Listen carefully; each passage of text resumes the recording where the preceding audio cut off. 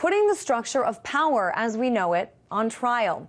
There's a new film that seeks to do just that, looking at the history of political power, scandal, and the vision of some of the most well-known leaders in the world and how they shaped it. Jason Bermas is a radio host and filmmaker and is behind a new movie that we're talking about right now. It's called The Invisible Empire, A New World Order Defined. Hey there, Jason. I just checked out the trailer for your film, and it looks like you've strung together a lot of historical footage, many of it former U.S. presidents talking about the need for a new world order. Talk about this concept and what it means to you. Well, throughout history, men of power have sought to bring together the world under one government, and they've called this the New World Order.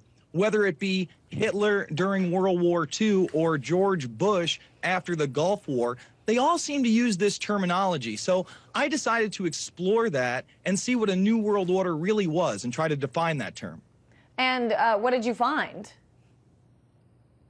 Well, I found that through organizations such as the Council on Foreign Relations, the Royal Institute for International Affairs, the Trilateral Commission, the Bilderberg Group, and many others, they have consolidated power on a mass level and are moving towards a world government. You're seeing this more and more with events like the G20 calling for a world currency and SDR units as the new reserve currency. So I'm really out to expose this agenda to not only the American people, but the world.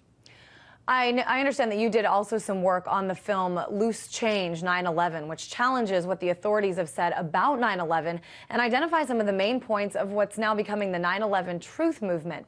Does The Invisible Empire deal with this issue at all? Well, absolutely. Actually, my last film, Fabled Enemies, exposed the international intelligence organization surrounding 9/11. Instead of focusing on the anomalies at the World Trade Center, at WTC-7 or Shanksville, we exposed the Saudi Arabian, the Pakistani, the Israeli, and shadow government connections, and are now taking this a step further with Invisible Empire, A New World Order Defined. And this will be premiering at Infowars.com and PrisonPlanet.tv April 15th for the world to see. And as you just mentioned, you're releasing it on InfoWars and Prison Planet. Did you try at all to get this released on the big screen or to get some investors to back you so it could become more well-known by the public? Well, to be honest with you, I've tried to go that route before, and it can be an extremely difficult process. And with my films being seen by tens of millions of people online for free, that gets the message out. And we encourage people to take our films, make copies, and hand them out, because this is not about money. This is about getting the information to the public so that we can try to restore the Constitution and Bill of Rights in this country. This is to oppose tyranny, not to make a profit. I'm curious about Invisible Empire itself. Give me some of the specifics, the premise, and what you hope viewers will get out of it. Well, a lot of times when people use the term New World Order, you're already into the conspiracy arena. And I literally have over 200 prominent people discussing that very term. So I want to shatter the image of what a New World Order means and really put out the facts, the truth about this agenda. And that's what I've done in this film, not only going over their organizations, but also their modes of control, such as assassination and false flag terror.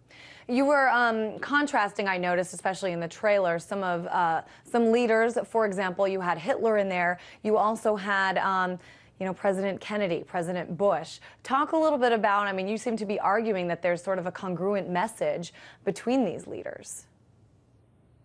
Well, I don't think that I put Kennedy in a negative light. Kennedy warned us that secret societies and backdoor dealings were a major problem during his presidency, and we know where that led to, his assassination. So when we have a person like George Bush espousing a new world order under the United Nations and global governance, and then on the other side of the supposed spectrum, we have people like Al Gore calling for the same exact thing and Bill Clinton calling for the same exact thing. In this film, you'll see Bill Clinton talk about a new world order, not once but twice. So really, I want to expose this, like you said, congruent agenda for world government. All right, Jason Bermas, thanks so much for giving us that inside look on your upcoming film. Invisible Empire comes out April 15th.